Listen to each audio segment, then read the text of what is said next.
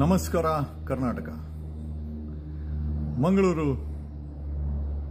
ಒಂದು ಸಮಯದಲ್ಲಿ ನಮ್ಮೆಲ್ಲರ ಮೆಚ್ಚುಗೆಯ ಜಾಗವಾಗಿತ್ತು. ಇವತ್ತು ಅದೇ ಮಂಗಳೂರು ಸರಣಿ ಜಿದ್ದಿ ಕೊಲೆಗಳಲ್ಲಿ ಒಂದು ಭಯಾನಕ ಸ್ಥಳವಾಗಿ ಮಾರ್ಪಟ್ಟಿರೋದಲ್ಲಿ ಎರಡನೇ ಮಾತೇ ಇಲ್ಲ. ಪೊಲೀಸ್ ಇಲಾಖೆ ಈ ಜಿದ್ದಿ ಕೊಲೆಗಳು ಮತ್ತು ಶಾಂತಿಯನ್ನು ಕದಡದ ಹಾಗೆ ಕಾಪಾಡಲು ಒಂದಷ್ಟು ಕ್ರಮಗಳನ್ನು ಜರುಗಿಸ್ತಾ ಇದೆ. ಈಗ ಪೊಲೀಸರು ಕೆಲಸ ಮಾಡಿಲ್ಲ ಅಂತಂದರೆ ನಾವುಗಳೇ ಪ್ರಶ್ನೆ ಮಾಡ್ತಾ ಇದ್ದೀವಿ, ಏನಪ್ಪ ಕರ್ನಾಟಕದಲ್ಲಿ ಲಾ ಆ್ಯಂಡ್ ಆರ್ಡ್ರು ಉಳಿದಿದೆಯಾ? ಕರ್ನಾಟಕದಲ್ಲಿ ಲಾ ಆ್ಯಂಡ್ ಆರ್ಡ್ರ್ ಸರ್ಕಾರ ಪೊಲೀಸರು ಇದ್ದಾರಾ ಅನ್ನೋ ಪ್ರಶ್ನೆ ನಾವೇ ಮಾಡಿದಾಗ ಈಗ ಪೊಲೀಸು ಒಂದಷ್ಟು ಕ್ರಮಗಳನ್ನು ಅವರಿಗೆ ಸರಿ ಅನಿಸಿದ್ದು ಮತ್ತು ಲಾ ಆ್ಯಂಡ್ ಆರ್ಡ್ರನ್ನ ಕದಡದ ಹಾಗೆ ಅಥವಾ ಶಾಂತಿ ಕದಡದ ಹಾಗೆ ಮತ್ತು ಕೊಲೆಗಳಾಗಬಾರ್ದಲ್ಲಿ. ಬಡವರ ಮಕ್ಕಳು ಬೀದಿ ಹಣ ಆಗ್ತಾ ಇದೆಯಲ್ಲ, ಇಲ್ಲಿ ಯಾರು ಮೈಕ್ ಹಿಡ್ಕೊಂಡು ಭಾಷಣ ಮಾಡೋ ಯಾವ ರಾಜಕಾರಣಿ ಇನ್ಫ್ಲೂಯೆನ್ಸರ್ಗಳು ಅಥವಾ ಹಿಂದೂ ಇನ್ಫ್ಲೂಯೆನ್ಸರ್ ಆಗಿರ್ಬೋದು ಅಥವಾ ಮುಸ್ಲಿಂ ಇನ್ಫ್ಲೂಯೆನ್ಸರ್ಗಳಾಗಿರ್ಬೋದು, ಯಾರೂ ಕೂಡ ಇಲ್ಲಿ ಆ ಇನ್ಫ್ಲೂಯೆನ್ಸರ್ಗಳಿಗೆ ಪೊಲಿಟಿಷಿಯನ್ಸ್ಗೆ ಭಾಷಣಕಾರರಿಗೆ ಯಾರಿಗೂ ಇಂಪ್ಯಾಕ್ಟ್ ಆಗ್ತಾ ಇರೋದೆಲ್ಲ ಒಡೆದು ಕುರಿಗಳ ಥರ ಕೋಳಿ ಥರ ಕೊಚ್ಕೊಂಡು ಸಾಯ್ತಾ ಇರೋದು. ಆ ಭಾಷಣವನ್ನು ಕೇಳಿ ಆ ವೈರಸ್ ಆದಂಥ ಮಾತುಗಳನ್ನು ಕೇಳಿ ಕೂತ್ಕೊಂತಾರೆ. ಈಗ ಒಂದಷ್ಟು ಕ್ರಮ ಜರುಗಿಸಿದೆ. ಸೊ ಇದರ ಒಂದು ಶಿಸ್ತು ಕ್ರಮವಾಗಿ ಐ ಥಿಂಕ್ ದಕ್ಷಿಣ ಕನ್ನಡ ಮತ್ತು ಮಂಗಳೂರಲ್ಲಿ ಒಂದು 36 ಜನರ ಗಡೀಪಾರಿಗೆ ಯಾಕೆ ಗಡೀಪಾರು ಮಾಡಬಾರ್ದು ಅನ್ನೋ ಒಂದು ನೋಟಿಸ್ಗಳನ್ನು ಪೊಲೀಸ್ ಇಲಾಖೆ ಕೊಟ್ಟಿದೆ. ಸ್ವಾಗತಾರ್ಹ. ಕಾರಣ ಯಾಕೆ ಅಂತಂದರೆ ನಮಗೆ ಬೀಂಗೆ ಒಬ್ಬ ಕನ್ನಡಿಗನಾಗಿ, ಒಬ್ಬ ಸಿಟಿಸನ್ ಆಗಿ, ಒಬ್ಬ ಕರ್ನಾಟಕದ ಒಬ್ಬ ವ್ಯಕ್ತಿಯಾಗಿ ನಮಗೆ ಬೇಕಾಗಿರೋದು ಮಂಗಳೂರಲ್ಲಿ, ದಕ್ಷಿಣ ಕನ್ನಡದಲ್ಲಿ ಆ ಜಾಗಗಳಲ್ಲಿ ಒಬ್ಬರಿಗೊಬ್ರು ಕೊಚ್ಚಿಕೊಂಡು ಸಾಯಬಾರ್ದು, ಅಲ್ಲೊಂದು ಇನ್ನೊಂದು ಜನ ಬೀಳಬಾರ್ದು, ಇನ್ನೊಂದು ಹೆಣ್ಣು ಮಗಳು ವಿಧವೆ ಆಗಬಾರ್ದು, ಇನ್ನೊಂದು ಮಕ್ಕಳು ತಂದೆ ಎಲ್ಲ ಜಾಗ ಆಗಬಾರ್ದು ಅನ್ನೋದನ್ನ ನಾವು ಪೊಲೀಸ್ ಅವರು ಕಾನೂನಿನ ಚೌಕಟ್ಟಲ್ಲಿ ಏನೇ ಮಾಡಿದ್ರೂ ಕೂಡ ಸ್ವಾಗತವನ್ನು ಮಾಡ್ತೀವಿ. 36 ಜನರಿಗೆ ನಿಮ್ಮನ್ನು ಯಾಕೆ ಗಡೀಪಾರು ಮಾಡಬಾರ್ದು ಅಂತೇಳಿ ನೋಟಿಸ್ಗಳನ್ನು ಕೊಟ್ಟಿದ್ದಾರೆ.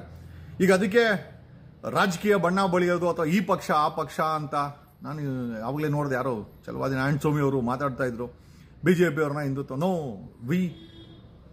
ನೀವುಗಳು ನಿಮ್ಮ ರಾಜಕೀಯದ ಹಿಂದುತ್ವಗಳು ಬಿಟ್ಟು ನಾವು ಕೂಡ ಕರ್ನಾಟಕದಲ್ಲಿ ಹಿಂದೂಗಳಿದ್ದೀವಿ, ಶಾಂತಿಯನ್ನು ಬಯಸೋಂಥವ್ರು. ನಿಮ್ಮ ಭಾಷಣ ಮಾಡಿ ಹೆಣಗಳು ಬೀಳಿಸೋ ಹಿಂದೂಗಳ ಗುಂಪಿಗೆ ನಮ್ಮಗಳನ್ನ ಇರೋ ಹಿಂದೂಗಳನ್ನೆಲ್ಲ ಸೇರ್ಸ್ಕೊಂಡು ಹೋಗ್ಬೇಡಿ. ನಿಮ್ಮ ರಾಜಕೀಯ ತೀಟೆಗಳು ಏನಿದ್ರು ನಿಮ್ಮ ರಾಜಕೀಯಕ್ಕೆ ಮಡ್ಕೊಳ್ಳಿ. ಅಕಸ್ಮಾತ್ ಅದು ನಿಮ್ಮ ಮಾತುಗಳಾಗಿರೋ ಕರ್ನಾಟಕದ ಎಲ್ಲ ಹಿಂದೂಗಳು no no no no no ನಿಮ್ಮ ಈ ವೈರಸ್ಗಳನ್ನ ಮಾತುಗಳನ್ನ ಬಿಟ್ಟು ಕೊಲೆ ಮಾಡಿಸುವಂತ ಗ್ಯಾಂಗ್ಗಳು ಬೇರೆ, ಶಾಂತಿನ ಮತ್ತೆ ಹೇಳ್ತಾರಲ್ಲ, ಜೈ ಭಾರತ ಜನನೀಯ ತನುಜಾತೆ, ಜೈ ಹೇ ಕರ್ನಾಟಕ ಮಾತೆ, ಸರ್ವ ಜನಾಂಗದ ಶಾಂತಿಯ ತೋಟ, ಕುವೆಂಪು ಅವರ ಪದಗಳಲ್ಲಿ ನಂಬಿಕೆ ಇಟ್ಟಿರುವಂತ ಹಿಂದೂಗಳು ನಾವು, ಕನ್ನಡಿಗರು, ಭಾರತೀಯರು. ಯಾಕೆ ಹಿಂದೂಗಳು ಅಂತ ಹೇಳ್ತೀವಿ? ಯಾಕಂದ್ರೆ we need to tell that. ವಿಚಾರ ಬಂದಾಗ ಇದು ಹಿಂದೂಗಳು ಅಂತ ಹೇಳ್ಬೇಕೆ ಹೊರತು ಶಾಂತಿ ಕಡ ಅಂತ ಹಿಂದೂಗಳಂತೂ ನಾವಲ್ಲ. ಶಾಂತಿಯನ್ನ ಜೈ ಭಾರತ ಜನನೀಯ ತನುಜಾತೆ, ಹೇ ಕರ್ನಾಟಕ ಮಾತೆ, ಸರ್ವ ಜನಾಂಗದ ಶಾಂತಿ ತೋಟ, ಶಾಂತಿಯ ತೋಟವನ್ನ, ಕರ್ನಾಟಕವನ್ನ ಶಾಂತಿ ತೋಟದಲ್ಲಿ ನೋಡುವಂತ ಹಿಂದೂಗಳು ನಾವು. ಅದನ್ನ ಹೇಳ್ತಾರಲ್ಲ, ಭಾಷಣಗಳು ಮಾಡಿ ಬಡವರ ಮಕ್ಕಳನ್ನ ಈ ಕುರಿ ಕೋಳಿ ತರ ಕೊಚ್ಚೋಕ ಅಂತ ಭಾಷಣ ಮಾಡೋ, ಅದಕ್ಕೆ ಪ್ರೇರೇಪಣೆ ಕೊಡೋ ಅಂತ ಅಥವಾ ಬ್ಯಾಕ್ಗ್ರೌಂಡ್ ಅಲ್ಲಿ ನಿಂತ್ಕೊಳ್ಳೋ ಅಂತ ಹಿಂದೂಗಳಂತೂ ನಾವಲ್ಲ.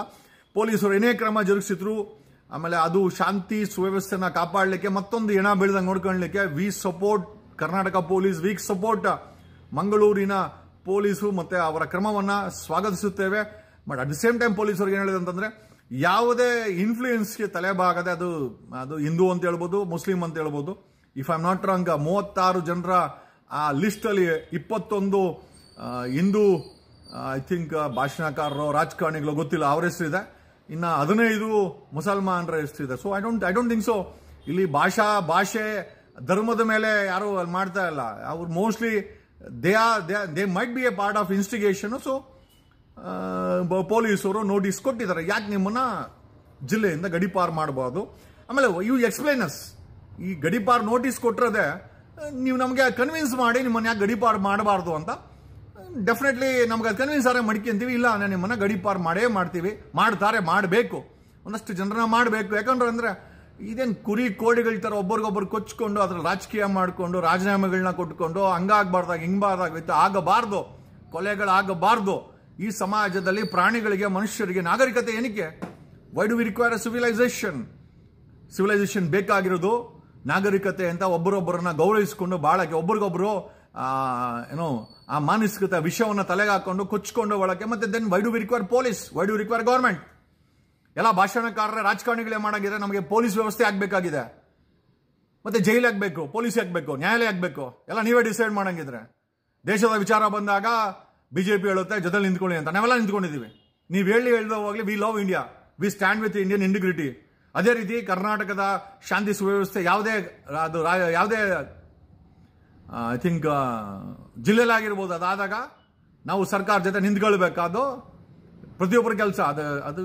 And if the police are right, we have to stand with the police. ಅವರ ಆಕ್ಷನ್ಸ್ ಜೊತೆ ನಾವು ನಿಂತ್ಕೊಳ್ಬೇಕಾಗುತ್ತೆ. ಇದರಲ್ಲೂ ಕಿತ್ತೋಗಿರೋ ಭಾಷಣಗಳನ್ನ ಮಾಡಿಕೊಂಡು ಇದರಲ್ಲಿ ಹಿಂದೂದನೋ ದೇರ್ ಕೆನಾಟ್ ಬಿ ಡಿಸ್ಕ್ರಿಮಿನೇಷನ್. ಶಾಂತಿ ಸುವ್ಯವಸ್ಥೆ ಕಾಪಾಡೋದ್ರಲ್ಲಿ ಇದು ಯಾರು ಹಿಂದೂ ಅಲ್ಲ, ಯಾವನೇ ಆಗಿರ್ಬೋದು, ಅವನು ಮುಸಲ್ಮಾನ ಆಗಿರಲಿ, ಪಾರ್ಸಿ ಆಗಲಿ, ಕ್ರಿಶ್ಚಿಯನ್ಸ್ ಆಗಿರಲಿ, ಯಾವನೇ ಆಗಿರ್ಬೋದು, ಅವನ ಮೇಲೆ ನಿರ್ದಾಕ್ಷಿಣ್ಯವಾಗಿ ಕ್ರಮವನ್ನ ಪೊಲೀಸರು ಜರುಗಿಸುತ್ತೆ ಅಂತ ನಾವು ನಂಬಿದ್ದೇವೆ. And it should happen and it will happen. ಇದನ್ನ ನೀವು ಯಾವುದೇ ರಾಜಕೀಯ ಬಣ್ಣ ಬಳಿಯೋರು ಕೂಡ we support police and it should happen. ಕಾರಣ ಯಾಕೆ ಅಂತಂದ್ರೆ, ಯಾವುದೋ ಒಂದು ಮನೆಯಲ್ಲಿ ಒಂದು ಹೆಣ್ಮಗಳು ಗಂಡನ್ ಕಳ್ಕೊಂಡು ಕಣ್ಣೀರು ಹಾಕೊಂಡು ಇವತ್ತು ಮಣ್ಣು ಮಾಡಕ್ಕೆ ಲಕ್ಷಾಂತರ ಜನ ಬಂದು ನಿಂತ್ಕೊಳ್ಬೋದು.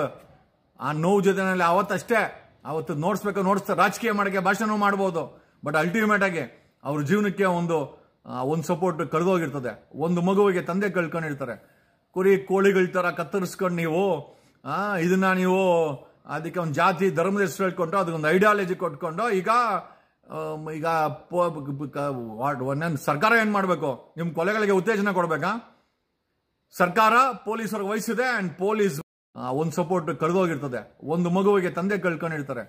ಕುರಿ ಕೋಳಿಗಳ ತರ ಕತ್ತರಿಸ್ಕೊಂಡು ಇದನ್ನ ನೀವು ಅದಕ್ಕೆ ಒಂದು ಜಾತಿ ಧರ್ಮದ ಹೆಸರು ಹೇಳ್ಕೊಂಡು ಅದಕ್ಕೊಂದು ಐಡಿಯಾಲಜಿ ಕೊಟ್ಕೊಂಡು ಈಗ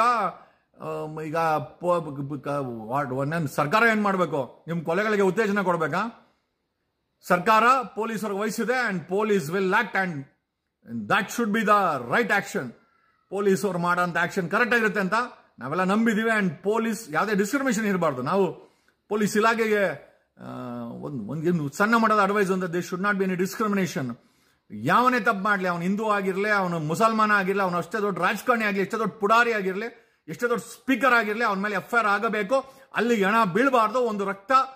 ಒಂದು ಕಣ ರಕ್ತ ಇನ್ನ ಅಲ್ಲಿ ಕಣ್ಣು ಕಾಣಿಸಬಾರ್ದು. This is what being a citizen, being a civilise person ನಾವೆಲ್ಲ ಎಕ್ಸ್ಪೆಕ್ಟ್ ಮಾಡೋದು. ಇದಾಗುತ್ತೆ ಅಂತ ನಂಬಿದ್ದೀವಿ. ಯಾವನೇ ಭಾಷಣ ಮಾಡಲಿ ಅವನತ್ತೆ ಒಳೆ ಹಾಕಿ ಆ ಭಾಷಣದಿಂದ ಪ್ರವೋಕಿಂಗ್ ಆಗುತ್ತೆ, ಅಲ್ಲೊಂದಷ್ಟು ಹೆಣಗಳು ಬೀಳ್ತವೆ, ಶಾಂತಿ ಕಡುತ್ತೆ ಅಂತಂದ್ರೆ ನಿರ್ದಾಕ್ಷಿಣ್ಯವಾಗಿ ಗುಂಡೆ ಆಕ್ಟ್ ಹಾಕಿ ಅವನ ಮೇಲೆ ರೌಡಿ ಶೀಟರ್ ಓಪನ್ ಮಾಡಿ ವಿಟಲ್ ಗುಂಡೆ ಆಕ್ಟ್ ಹಾಕಿ ಲೆಟ್ ದಮ್ ಬಿ ಇನ್ಸರ್ಡ್, ಅಥವಾ remove dum out of the ಜಿಲ್ಲೆಯಿಂದ ಹೊರಗಡೆ ಅವರು ಕೂಡ ಇಟ್ಕೊಂಡೆಲ್ಲ ಮಾಡ್ತಾರೆ. ಹಂಗಾಗಿ ಶಾಂತಿ ಸುವ್ಯವಸ್ಥೆಗೆ ಯಾವುದೇ ಭಂಗ ಬರ್ತಿದಂಗೆ ಅದನ್ನ ಪ್ರಿವೆಂಟ್ ಮಾಡಲಿಕ್ಕೆ, ಕಂಟ್ರೋಲ್ ತರಲಿಕ್ಕೆ ಪೊಲೀಸ್ ಇಲಾಖೆ ಮಂಗಳೂರಿನ ದಕ್ಷಿಣ ಕನ್ನಡ ವಿಚಾರದಲ್ಲಿ ಏನು ಮಾಡಿದ್ರು ಕೂಡ ಅದು ಸಾಂವಿಧಾನಿಕ ಚೌಕಟ್ಟಲ್ಲಿ ಇರುತ್ತೆ. ಅದು ನಾಗರಿಕತೆ ಮತ್ತೆ ಶಾಂತಿಯನ್ನ ವಾಪಸ್ ಅಲ್ಲಿ ತರಲಿಕ್ಕೆ ಮಾಡ್ತಾರಂತ ಪ್ರಯತ್ನ ಅಂತ ಅನ್ಕೊಂತಾ ಇದೀವಿ. ಅದನ್ನೇ ಪೊಲೀಸರು ಮಾಡ್ತಾ ಇದೀವಿ ಅಂತಂದ್ರೆ, ಯಾರು ಏನೇ ವಿರೋಧ ಮಾಡಿ ಶಾಂತಿ ವಾಪಸ್ ಬರಲೇಬೇಕು, ಅಲ್ಲಿ ಶಾಂತಿ ಸುವ್ಯವಸ್ಥೆ ಬರಲೇಬೇಕು. ಅಂಡ್ ವಿ ಸ್ಟ್ಯಾಂಡ್ ವಿತ್ ಅದನ್ನ ಮಾಡಲಿಕ್ಕೆ ಪೊಲೀಸ್ ಇಲಾಖೆ ಬಿಟ್ಟರೆ ಬೇರೆ ಯಾರೂ ಇಲ್ಲ. ರಾಜಕಾರಣಿಗಳು, ಪುಡಾರಿಗಳು, ಒಂದಷ್ಟು ಭಾಷಣಕಾರಗಳು ಹೆಣಗಳನ್ನ ಬೆಳೆಸಿದಿರ. ಈಗ ಶಾಂತಿಯನ್ನ ಕಾಪಾಡಬೇಕಾಗಿ ಪೊಲೀಸ್ ಇಲಾಖೆ ಮುಂದೆ ಅದರದ್ದೇ ಜವಾಬ್ದಾರಿ.